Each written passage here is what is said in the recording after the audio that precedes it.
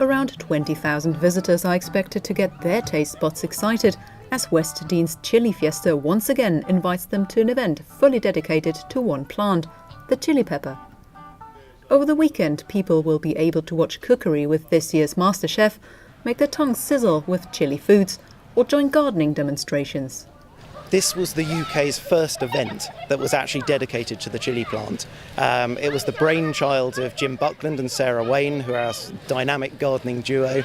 They had seen something similar in America and thought this could really be big over here. Very first year, I mean, it's now more than 20 years old, but I think it's that. We're in the beautiful part of the South Downs. It's the part of the South Downs that inspired Blake's Jerusalem. And then for 3 days, we drop something that looks a bit like Notting Hill Carnival into the middle of it. And that juxtaposition is really exciting. The interest in chilies at West Dean started in 1995. And I was asked to grow a number of chilies for a botanical illustration class in West Dean College. I grew 6 different varieties, but it was quite difficult to find different varieties because at that time there wasn't a great range available in seed catalogues in this country, so I had to go elsewhere. My husband then went to America on a study trip and he came back and said, why don't we grow chilies? So the next year we grew 75 different varieties, and I got them literally from around the world, so from America and Australia, from Europe, and it was just before our very first chili day. It wasn't even a fiesta. We just wanted to show off our lovely chili plants.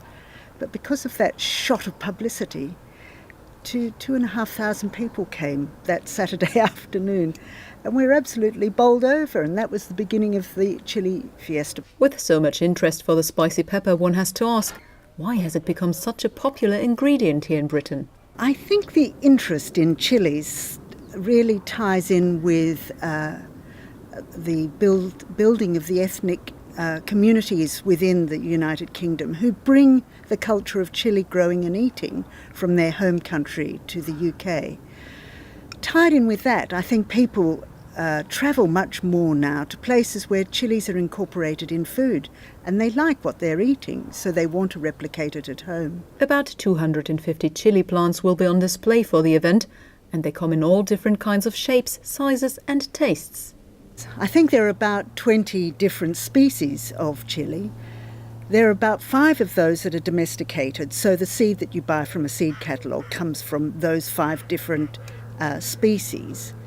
And they do come with different flavours too. We probably obsess about the heat, which is unfortunate, because even the really hot ones have wonderful flavour associated with them. And I think the joy of growing and eating chilies is exploring the flavour rather than exploring the heat value. Unless you're a masochist, then there's no hope for you at all. One who should know about exploring the flavour is Chef Giles Thompson, who will be cooking with the chilies from West Dean at the festival. Today I've got a set bruschetta with a chili garlic butter, followed by local wild sea bass caught off the coast earlier this morning, and fresh chili.